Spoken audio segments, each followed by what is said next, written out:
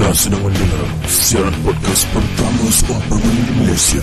Sembang Gusti bersama Mr. PJM, penasas komuniti dunia Gusti pertama di Malaysia.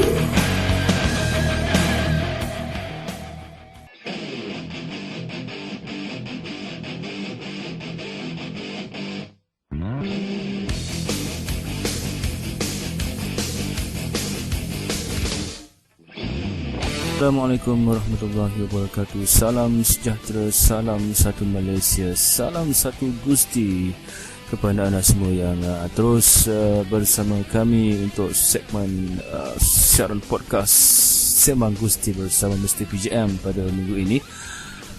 Episod kedua pada minggu ini, alhamdulillah, di atas sokongan anda semua, pelbagai input, pelbagai idea, pelbagai komen, pelbagai kritikan yang bernas anda berikan untuk segmen podcast Mr. PJM yang pertama tempoh hari.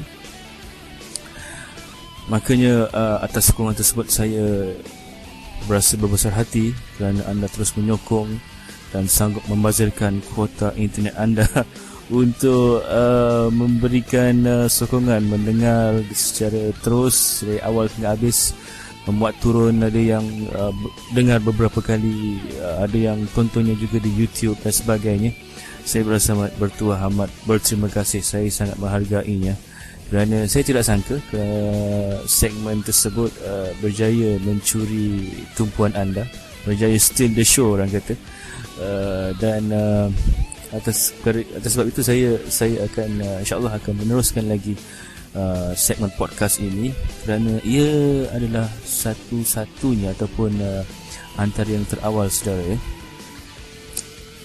Siaran podcast begini belum ada lagi setahu saya yang telah pun melakukan siaran podcast sebegini, melainkan kalau ada pun mungkin di stesen-stesen radio.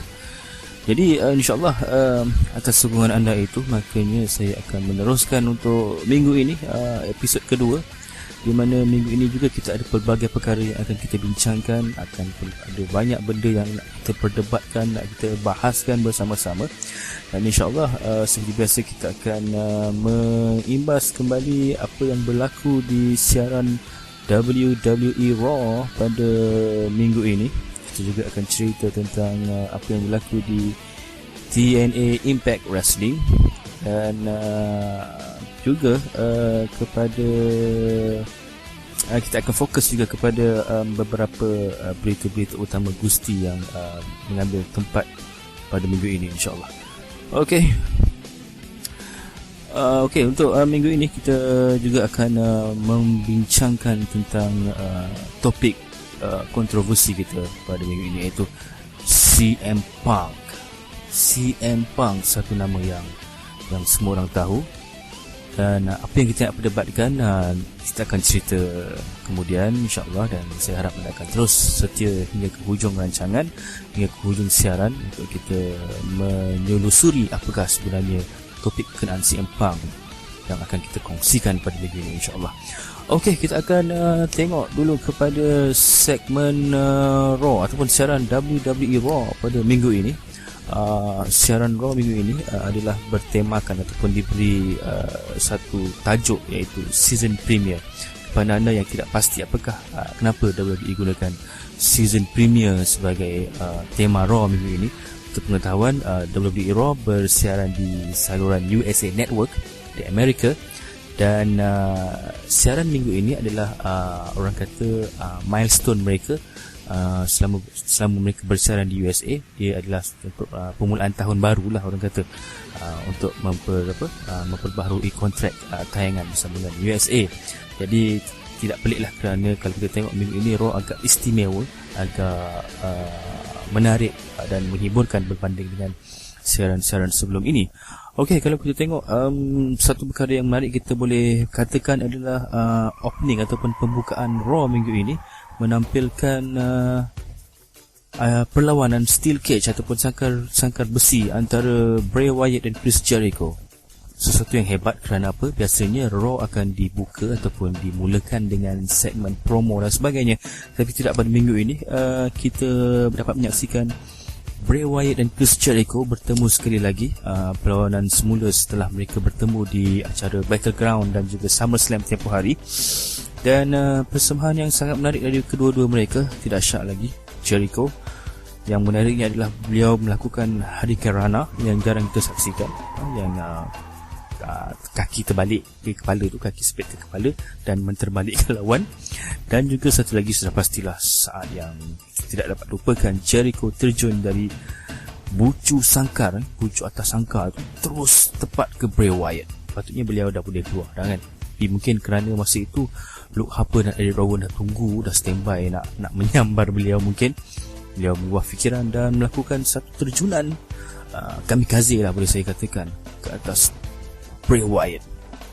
Dan malangnya mungkin Jericho kurang bernasib baik, Bray Wyatt memenangi perlawanan ini secara saya rasa tidak sengaja kot. Walaupun ini satu persembahan yang menarik, dan saya kira Jericho mungkin mengalami sedikit kecederaan susulan dari perlawanan tersebut. Dan juga kita dapat saksikan juga The Miz muncul di Baltimore, Maryland. Sebaik sahaja beliau selesai melakukan sesi promosi acara WWE Live di Kuala Lumpur, Malaysia. Dan kita memang jangkakan, dan Miz sendiri mengatakan yang beliau akan muncul di Raw minggu ini. Dan walaupun segmennya agak sekejap dan beliau dipersedakan, tapi saya sendiri sangat terhibur melihatnya. Nampak ada riak kepenatan di wajahnya, mukanya pun ataupun kulitnya pun nampak macam gelap sikit kan, mungkin atas faktor cuaca di Malaysia. Tapi kita salut dengan The Miz kerana masih lagi mampu untuk deliver sesuatu yang saya rasa sangat, bukan semua orang boleh lakukan. Dia masih lagi ada semangat itu. Dan kalau kita saksikan perlawanan Divas, juga menyaksikan Paige semakin meningkat prestasinya, dan saya rasa beliau banyak kemajuan selepas bergelar sebagai seorang heel ataupun membawa watak jahat. Saya tidak kira beliau jahat sebenarnya, beliau lebih kepada anti-diva ataupun twinner antara baik dan jahat. Dia jahat macam mana pun saya tetap sukakan Paige. Okay, jangan beritahu orang. Alright, dan nampak gayanya AJ dan Paige berjaya meletakkan Divas Division di sesuatu yang hendak ditonton saban minggu. Kalau sebelum ini mungkin Divas Division hanya untuk slot untuk orang pergi ke tandas, untuk orang nak pergi beli air dan sebagainya. Tapi kini Divas Division berjaya mencuri tumpuan. Mungkin kerana Paige, saya tidak tahu. Mungkin kerana AJ pun saya tidak tahu. Dan juga kita saksikan juga promo yang hebat seperti biasa dari Paul Heyman, yang seolah-olah cuba untuk mempengaruhi ataupun nak menghasut John Cena untuk bertukar ke sisi gelap, yang saya rasa mula-mula macam nak jadi, tapi seperti biasa John Cena masih lagi kekal dengan semangat untuk menyokong ataupun sentiasa berada dengan peminat. Walaupun saban minggu beliau menerima cemuhan Cena suck, tapi beliau tidak kisah, beliau tetap lagi berpegang. Dan saya rasa ianya agak menarik sekiranya di Night of Champions nanti secara tiba-tiba John Cena menurut apa yang dikatakan oleh Paul Heyman dan menjadi new Paul Heyman guy. Tapi ini hanyalah telahan saya yang saya rasa tak akan jadi kenyataan pun kan. John Cena tetap John Cena, dia masih lagi mahukan dirinya ataupun pihak pengurusan mahukan dirinya menjadi John Cena, tak nak jadi John Cena jahat dan sebagainya. Okay, fine, kita reda dan pasrah lah dengan keputusan tersebut kerana ianya bagus untuk penjualan t-shirt dan merchandise John Cena.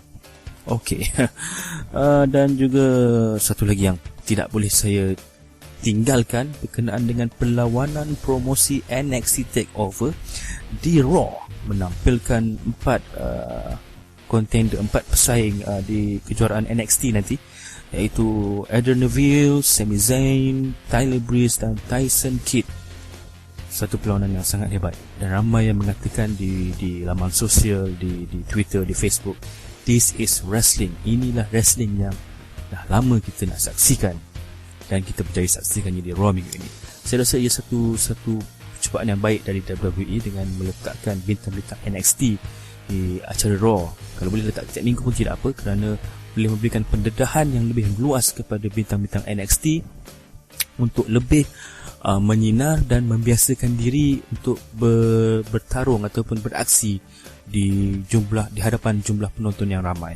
Ya, saya salute. Memang kalau sebelum tu tengok perlawanan macam kejap tengok telefon, kejap main Twitter, kejap main Facebook, tapi perlawanan tersebut saya melekap di mata saya di kaca TV dari awal hingga habis dan menyaksikan Neville terbang dari top rope. Ya, sangat impresif, sangat mengagumkan. Saya salute. Okey, dan seperti biasa, feud ataupun perbalahan persengketaan antara Nikki dan Brie Bella masih lagi berlangsung, dan satu perkara yang saya tidak berapa gemar dalam satu jalan cerita ini bila mana mereka melibatkan ahli keluarga di dalam jalan cerita tersebut. Dan kalau kita lihat cerita Nikki dan Brie ini, mereka melibatkan ibu kepada Nikki dan Brie, melibatkan ayah dan adiknya, dan mungkin minggu hadapan mereka akan memasukkan abang ipar, mak saudara, jiran dan ketua kampung di dalam segmen Brie dan Nikki. Saya tidak pasti, tapi saya harap ianya akan berakhir lah, kerana saya macam penat tengok Nikki dan Brie. Ada Jerry Springer pun saya pilih apa, saya minat pun. Kan, alright. Dan untuk perlawanan kemuncak, menyaksikan Randy Orton dan juga Roman Reigns, Superman Punch yang betul-betul punch nampaknya minggu ini, bila mana gerakan itu dilakukan dan dapat kita saksikan Randy Orton berdarah di bibir akibat tumbukan tersebut. Wrestling is fake, itu darah palsu kot. Tapi saya rasa ini adalah betul, ya, kerana tumbukan itu memang nampak betul-betul kejap, betul-betul tepat ke muka ataupun ke bibir Randy Orton. Dan saya rasa sudah tiba masanya untuk Orton kini ia merupakan satu turning point untuk Orton kembali menyinar. Nampak Orton dah kembali mengganas dengan beliau dan Kane dan Seth Rollins menyeksa Roman Reigns dalam sangkar besi itu. Dan kalau kita juga perhatikan Seth Rollins nyaris-nyaris nak tercucuk besi penghadang sangkar besi itu. Nasib baik beliau sempat keluar. Saya pun tak perasan pada mulanya, tapi bila saya baca dirt sheet ataupun berita di laman Gusti, mereka ada paparkan the gift image dan sebagainya, bagaimana sangkar itu turun dan sesekali nyaris-nyaris nak terkena besi itu. Kalau tidak, macam kata kawan-kawan kita di PJM, John Cena akan berlawan seorang diri di Kuala Lumpur nanti kerana Seth Rollins tidak berjaya untuk datang dan sakit kot. Okey, apapun satu permulaan ataupun satu persembahan yang menarik dari WWE Raw minggu ini. Dan okey, kita harap ianya akan berterusan, momentum itu akan terus, supaya kita pun juga akan terus eager ataupun terus seronok untuk menonton, saudara. Dan okey, kita beralih ke Impact Wrestling bertarikh 10 September. Menyaksikan debut. Ni debut betul sebutan ni. Minggu lepas saya sebut salah, saya sebut debut. Lepas tu ada rakan saya tegur, sebutannya adalah debut, kemunculan pertama, kemunculan sulung Chris Melendez, seorang bekas tentera US yang membuat penampilan sulung di acara Impact Wrestling, menandatangani sebagai seorang pengusti di Impact Wrestling. Yang menariknya tentang Chris Melendez ini ialah beliau berkaki satu. Semasa sedang dalam bertugas dulu, beliau telah mengalami kecederaan yang parah di mana kakinya terpaksa dipotong akibat terkena letupan bom. Dan Chris Melendez ini dilatih oleh Bully Ray dan juga Devon, tim 3D di akademi gusti mereka. Dan saya pasti kegigihan Bully Ray dan Devon melatih dan juga semangat daripada Chris Melendez itu sendiri untuk menjadi seorang pengusti boleh kita puji, kerana bukan mudah untuk orang yang berkaki satu yang menggunakan kaki palsu untuk bergusti. Dulu kita tengok Zack Gowen, Zack Gowen beraksi, rasa simpati pula kita melihat beliau bersungguh-sungguh bergusti kan. Tapi itulah, kita boleh salute pada itu. Okey, dan beliau menentang DJ Zima. Persembahan yang sederhana pada saya, tapi permulaan yang baik, dan mungkin beliau boleh mempertingkatkan prestasi di acara-acara yang akan datang. Dan juga perlawanan 3 lawan 3, Bobby Roode, Eric Young dan Samoa Joe menentang MVP Kenny King dan Bobby Lashley, juara heavyweight TNA. Sangat bertenaga, persembahan yang sangat laju. Saya nak katakan bahawa TNA ini, walaupun dia adalah sebuah syarikat yang boleh kata sebagai minor ataupun tidak mampu untuk menyaingi WWE, tapi dari segi perlawanan, setiap perlawanan di TNA sangat bertenaga dan sangat laju dia punya flow tu. Jadi kita sangat seronok menonton. Dan sayang sekali sekiranya mereka tidak menggunakan kelebihan tersebut untuk develop ataupun meningkatkan lagi tahap TNA sebagai alternatif kepada WWE. Okey, dan juga perlawanan Street Fight, Ethan Carter 3, EC3 menentang Rhino, perlawanan tempur tegar, hardcore, Street Fight, perlawanan jalanan. Juga hebat, mengimbau kembali suasana di ECW dulu. Kita tahu Rhino bekas bintang ECW dan lawan pula di New York, Manhattan City, yang crowdnya sangat ECW dan ianya juga perlawanan yang menarik. Itulah saya kata TNA ni dia unik kerana dia ratingnya adalah TV14 untuk tontonan 14 tahun ke atas di US. Jadi mereka boleh jadi alternatif yang sempurna untuk WWE yang PG, untuk mereka menampilkan rancangan yang lebih agresif, lebih kejam, lebih ganas dan sebagainya. Itu kelebihan untuk TNA dan mereka harus gunakan sebaik-baiknya bagi menyaingi WWE. Okey, dan juga Storm dan juga Great Sanada menentang Austin Aries dan Tajiri yang kembali ke Impact Wrestling, kembali ke Gusti America setelah beberapa tahun tidak muncul. Beliau debut minggu lepas dan kembali minggu ni. Satu juga nampak dia dah macam slow, tapi masih menghiburkan. Dan jangan lupa minggu hadapan di hari dan waktu yang sama, Rabu, Khamis waktu Malaysia, TNA akan menampilkan acara No Surrender, menampilkan Samoa Joe dan Homicide akan bertarung untuk merebut kejuaraan X Division, dan juga ada Knockout Battle Royal, Velvet Sky, saya suka Velvet Sky, dan Bobby Lashley akan menjadi pencabar utama kepada kejuaraan maksud saya Bobby Roode akan menjadi pencabar utama kepada kejuaraan Bobby Lashley untuk merebut kejuaraan TNA Heavyweight Championship, kejuaraan Heavyweight TNA. Okey, kita dah selesai recap Raw dan Impact, dan NXT TakeOver juga baru berlangsung, tapi saya tak nak ulas panjang kerana saya belum tonton dan saya tak nak bagi spoiler. Saya harap anda semua boleh tontonnya di pautan yang diberikan di peminatgustimalaysia.com. Saudara kita, admin kita MFM telah membekalkan pautan tersebut dan anda boleh tontonnya. Okey, kita nak tengok sedikit berita yang berlaku minggu ini.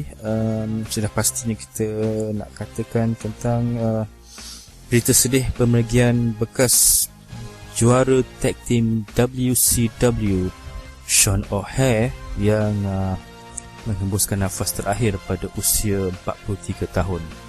Sesuatu yang amat menyedihkan, di mana setelah siasatan dibuat, berupanya beliau membunuh diri. Tidak tahu punca beliau bunuh diri, tapi mungkin kerana depression ataupun tekanan. Sangat sedih. Dan bukan beliau seorang sebenarnya yang kita baca menamatkan riwayat kerana depression ya. Depression ini sesuatu yang kita tidak nampak beliau. Kadang-kadang nampak orang tu macam happy, macam tak masalah, tapi dia pendam lama-lama tak boleh nak kawal lagi dan meletup. Akhirnya mengambil langkah mudah dengan menamatkan riwayat sendiri. Sean O'Haire, seorang bekas bintang WCW dan WWE hingga tahun 2004, seorang yang berbakat, cuma tidak digunakan sebaiknya semasa di WWE. Kita tidak pelik kerana lambakan bintang WCW yang muncul di WWE hanya saya kira Booker T saja yang betul-betul menyinari. Tapi apapun, kita mengucapkan takziah kepada keluarga mangsa dan saya harap perkara ini akan menjadikan tauladan kepada bukan sahaja penggusti-penggusti sedia ada, malah kepada kita juga, supaya kita dapat mengenal pasti sekiranya kita mempunyai masalah emosi, dan harap kita dapat mengekangnya sebelum menjadi semakin parah dan membusung di dalam jiwa kita. Okey. Dan juga berita yang saya baru postkan di PJM beberapa hari lepas tentang Ke-Angle yang mengumumkan yang beliau akan menandatangani kontrak baru bersama syarikat yang beliau tidak mahu umumkan, dan beliau kata beliau hanya akan muncul semula pada acara Royal Rumble, bukan Royal Rumble saya silap beliau akan muncul di Januari nanti. Jadi bila Januari kita terus fikir, oh Royal Rumble, you suck. Saya harap begitulah, kerana saya tidak fikir Angle mahu menamatkan kariernya di syarikat lain, kerana beliau bermula di WWE dan saya pasti beliau pun akan ingin mengakhirkan kariernya di WWE juga. Jadi tidak tahu, okey, kita harap apa yang terbaik je lah untuk beliau dan untuk keluarganya.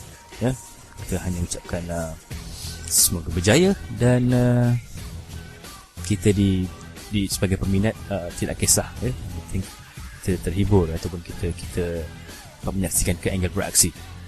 Okey, itu saja sorotan berita-berita pada minggu ini, dan kita berehat seketika, dan selepas ini kita akan terus ke topik kita pada minggu ini. Apa kena dengan CM Punk? InsyaAllah kita kembali selepas ini.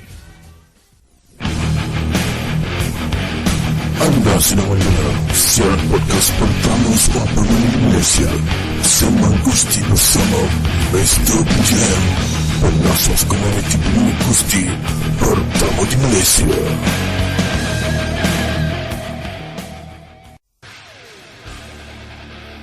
Okey, terima kasih kepada anda semua yang masih lagi setia bersama dengan segmen podcast Sembang Gusti bersama Mr. PJM, satu-satunya podcast yang bersiaran khusus untuk minat Gusti di Malaysia.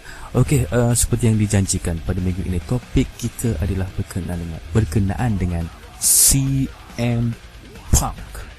CM Punk, satu nama yang cukup dikenali oleh semua peminat Gusti. Muncul di WWE ketika tahun 2006 dengan membawa legasi yang beliau cipta sepanjang karier beliau di independent wrestling ataupun di badan-badan bebas seperti Ring of Honor dan sebagainya. Dan kalau kita lihat track record ataupun resume CM Punk, ternyata beliau bukanlah seorang penggusti yang boleh kita pandang enteng, kerana beliau telah memenangi berbagai kejuaraan di WWE dan berjaya meletakkan dirinya di satu tempat yang sangat istimewa, di mana semasa beliau baru-baru muncul di WWE, hanya Paul Heyman sahaja yang percaya kepadanya, yang percaya beliau mampu menyinar. Ramai orang yang tidak meletakkan kepercayaan kepadanya, tetapi ternyata CM Punk berjaya membuktikan yang beliau adalah seorang bintang yang dicari-cari selama ini. Malangnya pada awal tahun ini, selepas acara Royal Rumble, sepatutnya beliau akan diletakkan dalam jalan cerita bersengketa dengan Corporate Kane. Maafkan saya. Malangnya secara tiba-tiba beliau pergi dari WWE, meninggalkan WWE tanpa sebarang ucapan, tanpa sebarang petanda. Tiba-tiba tidak datang bekerja, tiba-tiba hilang begitu sahaja. Peminat mencarinya di Twitter, peminat cuba menghubungi, tapi langsung tiada berita tentang CM Punk. Dan tiba-tiba beliau muncul di beberapa rancangan hiburan yang bukan bergenre Gusti, dan mengatakan bahawa beliau telah habis dengan Gusti dan tidak akan bergusti lagi. Jadi persoalannya kini, adakah apa yang dilakukan CM Punk ini betul? Pelbagai spekulasi tentang CM Punk ini, ada yang kata beliau kecewa dengan pihak pengurusan WWE yang terlalu memberi ruang kepada bintang-bintang separuh masa ini untuk menyinar tanpa memberikan highlight ataupun perhatian khusus kepada bintang sedia ada yang berhempas pulas membawa nama WWE sepanjang tahun. bila mana part-timers seperti The Rock, Brock Lesnar ini masuk, mereka terus, dan juga Batista, mereka terus diberikan tempat yang tinggi, dan bintang sedia ada ni terus merudum. Jadinya ini merupakan satu daripada usaha CM Punk bagi melahirkan rasa protes kepada perkara tersebut. Itu satu spekulasi. Satu lagi mungkin kerana beliau rasa yang WWE tidak berlaku adil kepada beliau sendiri dan juga rakan-rakannya. Kita tidak tahu kerana Punk tidak pernah berkata apa-apa semasa beliau meninggalkan WWE. Masalahnya adalah kalaupun beliau berasa marah dan berdendam dengan pengurusan WWE, beliau tidak sepatutnya terus melupakan peminatnya yang setiap minggu tidak jemu-jemu bersorak CM Punk, CM Punk, CM Punk. Kesian AJ Lee keluar pun nama CM Punk juga yang disorak kan. Sekurang-kurangnya pada saya, kalaupun beliau marah, tetapi mungkin di Twitter ataupun di laman-laman sosial, beliau boleh address ataupun katakan sesuatu kepada peminatnya. Saya tidak tahu. Okay?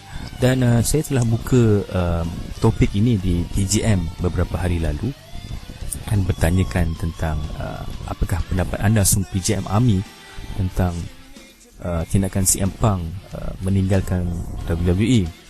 Ya.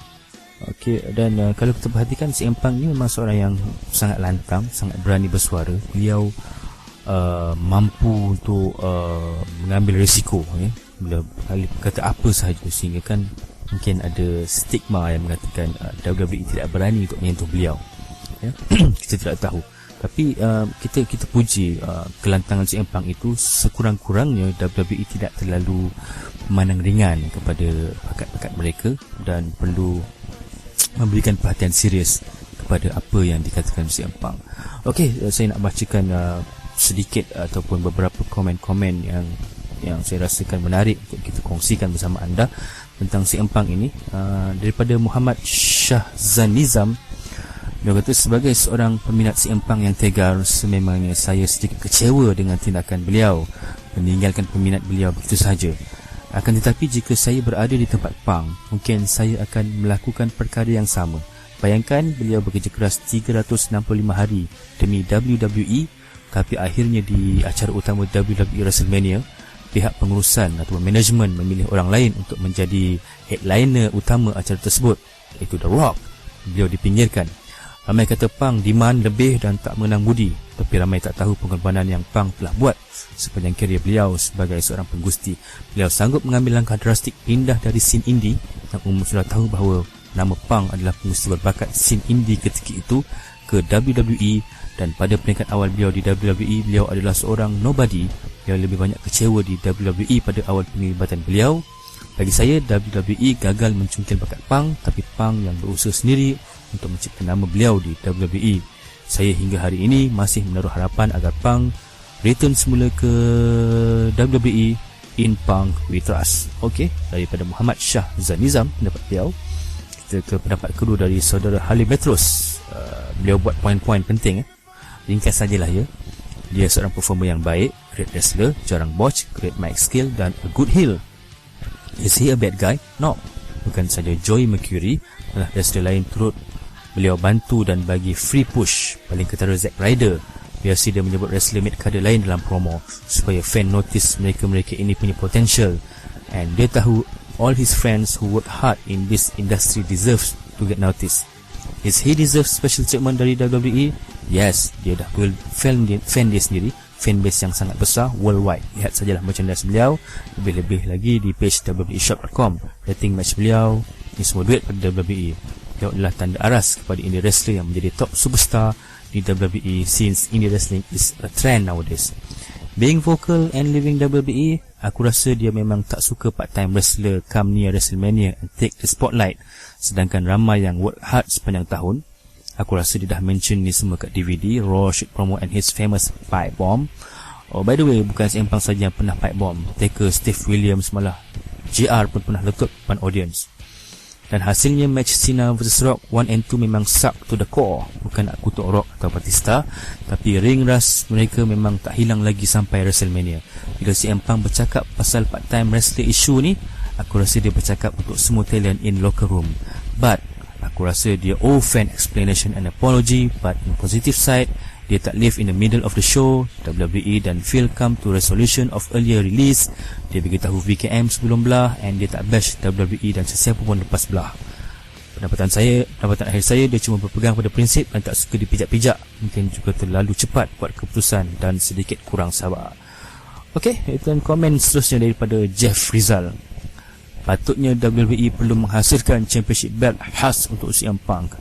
Dia boleh pegang championship itu sampai 10 tahun atau 20 tahun. Okey, menarik. Saya pun nak jadi CM Punk lah macam tu.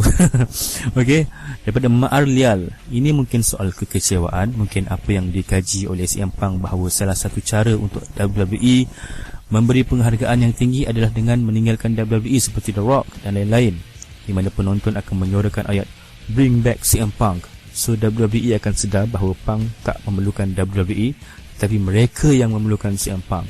Mungkin juga apa yang dilihat oleh CM Punk bahawa tawaran-tawaran hebat akan diberikan kepada part-timer kerana untuk memujuk mereka kembali beraksi dan naikkan rating tontonan. Justru langkah dan strategi yang sama itu turut diambil oleh CM Punk. Okey, dari Muhammad Hafiz Nur Azman. Pada pandangan saya, senario ini perlu dilihat dari sudut berbeza. Dari satu sudut, CM Punk dilihat sebagai seorang yang mementingkan diri sendiri kerana terlalu obses untuk mengecap kejayaan, sehingga kan sanggup berlalu pergi dari WWE dan menunjukkan sikap tidak profesional. Dari satu sudut yang lain pula, saya berpendapat bahawa tindakan CM Punk ini secara tidak langsung akan mengajar pengurusan WWE untuk lebih peka dalam memberikan peluang dan ruang untuk superstars yang mempunyai potensi untuk dipush. Kita sendiri boleh lihat pada waktu dan ketika ini siapa yang menjadi anak emas kepada WWE. Beliau seringkali diberi perlawanan-perlawanan tumpuan dengan nama-nama besar dan juga peluang yang untuk merebut kejuaraan termasyhur berulang kali, sedangkan potensi besar seperti Cesaro dan Dolph Ziggler diberi peluang yang agak minimum untuk merebut kejuaraan utama. Secara jujurnya, keobsesan WWE dalam mengekalkan anak emas mereka di puncak selama bertahun-tahun telah membunuh karier beberapa superstar seperti Drew McIntyre yang pada awalnya kemunculannya dikatakan sebagai prospek untuk menjadi seorang bintang utama. Harapan saya amat berharap agar CM Punk kembali ke WWE kerana bagi saya, CM Punk bukan sahaja seorang penggusti yang bagus, beliau mempunyai karisma yang unik dan tersendiri, serta beliau ternyata seorang yang berani untuk menyatakan pendiriannya. For me, CM Punk definitely is the best in the world. Okay, Raja Daun Pohon Cemara, dia nak orang layan dia macam raja, tapi attitude tak ada, skill kurang, just cakap-cakap dia lebih. Dia nak dia diberi highlight tiap minggu. Insiden dia tumbuk fan masa lepas membuktikan dia tak ambil peduli pun pasal orang lain. Yang penting diri sendiri dan kawan-kawan rapat dia. Mungkin juga Chris Hero aka Ono dilepaskan WWE buat dia tak puas hati. Lepas tu belah macam tu je. Pui. Okey.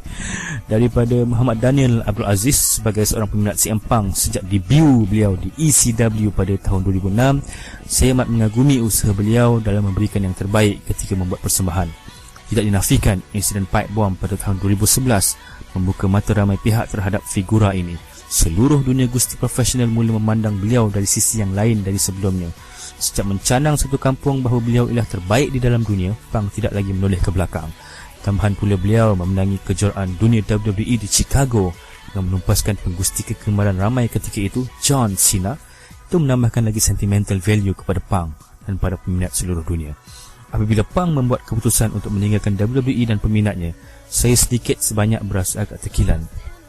Kalau hendak pergi pun setidaknya biarlah dengan baik dan mempunyai alasan yang kukuh, mahu kahwin dan menumpukan perhatian sepenuhnya pada keluarga misalnya.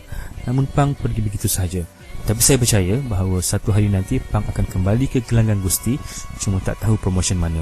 Mungkin beliau akan bergusti di New Japan, Ring of Honor, TNA. Ini akan mustahil lah. Atau mungkin akan merujuk semula dengan WWE. Siapa tahu satu hari nanti Bret Hart pun boleh muncul semula, apatah lagi CM Punk. Mungkin Punk sengaja buat demikian, mendiamkan diri kerana beliau mahu muncul semula dalam keadaan membuatkan semua orang teruja dan terkejut beruk apabila lagu Cult of Personality berkumandang. Sekarang kan zaman internet, tak best lah kalau baru nak buat comeback orang dah tahu akibat tersebarnya rumor. Kesimpulannya, saya bersetuju dengan tindakan CM Punk. Hanya orang yang punya berbola saja yang mampu berbuat sedemikian. Ini sedikit sebanyak menyedarkan pihak majikan bahawa mereka perlu lebih kreatif dalam membuat storyline. Wallahualam. Okey. Arif Aiman Rizwan, pada pandangan kita sebagai peminatnya, memang tidak betul tindakan yang dilakukan oleh CM Punk. Tapi dalam hal ini tidak perlu menuding jari antara CM Punk dan pihak WWE. CM Punk merupakan pengusti yang hebat dan bercakap dengan mikrofon lagi hebat dengan berlakunya kontroversi pipe bomb. Kepada ahli gusti memang tidak puas hati kerana tidak diberikan kemahuan mereka. Sebaliknya diberikan kepada pengusti yang tidak tetap seperti The Rock dan Batista peluang untuk sampai ke puncak dengan begitu senang berbanding dengan ahli gusti yang bekerja 24 jam untuk mendapatkan tempat untuk merangkul kejuaraan tinggi WWE seperti CM Punk. Hal ini telah menjadikan CM Punk tidak puas hati dan membuat keputusan untuk meninggalkan organisasi gusti terbesar World Wrestling Entertainment WWE. Okey, itu antara komen-komen yang menarik yang boleh saya kongsikan kepada anda semua. Macam bicara politik pula kan, membicarakan tentang CM Punk ni. Tapi saya puji anda semua kerana anda berjaya memberikan fakta ataupun pendapat dalam gaya yang sangat unik. Di mana perkara ini sebenarnya pada saya sendiri, CM Punk dia ada pro dan kontra lah, ada baik dan buruknya apa yang dilakukan Punk ni. Saya masih lagi berpegang prinsip bahawa Punk kini sedang mengambil cuti rehat seperti yang dikatakan oleh Vince McMahon. He's taking sabbatical, sedang bercuti rehat untuk mencari dirinya semula. Ya, beliau sebenarnya dah tak ada apa pun. Dia nak kecapi sebenarnya. Dia dah menang kejuaraan tag team, kejuaraan apa lagi, kejuaraan heavyweight, kejuaraan WWE, dan dia adalah yang paling lama dalam era ini, 434 hari. Jadi saya rasa bukan kejuaraan sebenarnya yang beliau kejarkan, tapi beliau mempunyai satu misi ataupun satu usaha untuk meletakkan penanda aras kepada WWE agar lebih peka kepada bintang-bintang. Saya rasa Punk mewakili rakan-rakannya yang lain. Saya tidak berapa bersetuju kerana Punk pergi tanpa selamat tinggal. Sekurang-kurangnya beliau boleh address sesuatu kepada kita. Dan seperti yang saya katakan awal tadi, dan juga kawan-kawan kita kata, tidak mustahil untuk Punk kembali kerana Punk ini jiwanya adalah gusti. Dari kecil beliau memang mengimpikan untuk menjadi seorang penggusti. Saya tidak katakan WWE superstar, saya katakan penggusti. Jadi sekiranya Punk memang tak berminat untuk bergusti di WWE, jadi mungkin beliau akan muncul di tempat-tempat lain, bergusti di tempat lain. Yang saya kira peminat Punk akan terus follow ataupun ikut ke mana saja Punk pergi. Okey, dan saya optimis mengatakan Punk akan kembali semula ke WWE satu masa nanti. Tidak tahun ini, mungkin di Royal Rumble ataupun tidak tahu, kerana segala-galanya boleh berlaku di WWE, ya. Seperti kata The Miz, kita tak payah susah payah nak fikir, nak perah otak bila Punk nak datang, bila Punk nak balik ni. Kita just tunggu, kita duduk, kita lihat, kita just nikmatinya dan kita enjoy lah kan, enjoy the show lah kan, tak payah nak susah-susah fikir. Dan mungkinlah Punk ada alasannya itu sendiri yang kita tidak tahu, dan kita tidak bolehlah nak terus bash beliau. Beliau ada sebab tersendiri, ya. Sekurang-kurangnya beliau tidak, apa orang kata, memburuk-burukkan bekas majikannya setelah keluar. Okey, cuma itulah juga agak misteri kalau kita lihat di WWE shop pun, merchandise CM Punk semua telah pun tidak di restock ataupun tidak ada stok baru, dan kalau ada pun semuanya dijual pada harga yang murah. Tak silap saya, untuk DVD Punk dijual pada harga US dollar $2.99 kan. Mungkin yalah, WWE sebagai majikan pun mungkin marah lah tersenakkan Punk. Tapi itulah, segala-galanya adalah duit, ya. Punk adalah duit. Jadi rugilah WWE sekali tidak menggunakan peluang ataupun menggunakan nama Punk sebaik-baiknya. Okey, itu dia pendapat saya, dan kita harap supaya Pang akan sedar bahawa peminatnya masih ramai, dan sekurang-kurangnya janganlah terus ignore ataupun tidak mempedulikan kita sebagai peminatnya. Lakukanlah sesuatu untuk mengembalikan kepercayaan kita kepada Pang, ya. Please, we want to trust in Pang. Bak kata slogan di baju yang pernah saya pakai dulu. Alright, kita berhenti cerita pasal CM Punk, dan saya rasa saya amat berterima kasih kepada anda semua kerana memberikan pendapat yang sangat-sangat bernas. Saya respect anda semua. Okey, saya rasa saya tidak mahu lagi menyambung ke cerita podcast kita minggu ini kerana dah banyak kita cerita, dan saya takut podcast kali ini akan melerit-lerit pula, takut anda bosan. Cuma saya nak katakan bahawa beberapa sebelum saya bunuh diri, saya nak katakan bahawa acara WWE Live in Kuala Lumpur dah pun disenaraikan beberapa perlawanan yang bakal mengambil tempat John Cena, Seth Rollins, Bray Wyatt dan Big Show, Sheamus dan The Miz, Sin Cara dengan Bo Dallas, Bo Leaf, siapa lagi, Adrian Neville dan Sami Zayn, AJ dan Paige.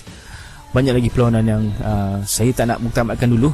Just kita tunggu pengumuman seterusnya, kerana asyik banyak sekarang ni berubah-ubah cerita. Kejap kata hari ni orang lain lawan, esok orang lain lawan. Saya pun tak berani nak kata. Kita tunggu pengumuman rasmi dari WWE nanti. Apapun, saya harap anda akan terus berusaha untuk mendapatkan tiket WWE Live in KL, untuk kita ramai-ramaikan lagi acara tersebut. Tiket tidak banyak lagi, dan jangan lupa untuk mengambil kesempatan untuk memenangi peraduan yang dianjurkan oleh rancangan Super Spontan. Rebut tiket-tiket VIP yang mereka pertandingkan, ya. Setiap minggu 2 keping tiket VIP untuk anda rebut. Hanya like Facebook mereka Super Spontan, dan tunggu pengumuman seterusnya. Dan okey, seperti saya katakan, saya tidak mahu bercakap panjang lagi, tekak saya dah sakit. Saya harap minggu depan anda akan terus bersama saya untuk kita bincangkan lagi topik-topik baru. Dan saya harapkan anda akan juga terus menyebarluaskan cerita tentang podcast Sembang Gusti ini kepada rakan-rakan anda yang lain, untuk kita tambahkan lagi pendengar dan juga menyebarluaskan lagi cerita podcast ini. Dan jangan lupa like page Facebook kita, facebook.com/peminat Gusti Malaysia, ataupun Twitter saya di Twitter @Hafiz Azwani, HAFIZ_AZWANY. Anda boleh berikan sebarang pendapat anda di situ untuk kita kongsi-kongsikan bersama dengan rakan-rakan lain. Okey saudara, itu saja untuk minggu ini. Terima kasih, dan mohon maaf sekiranya ada sebarang salah silap, dan insya-Allah kita jumpa lagi minggu hadapan. Dan akhir kata, majulah Gusti untuk negara. Assalamualaikum.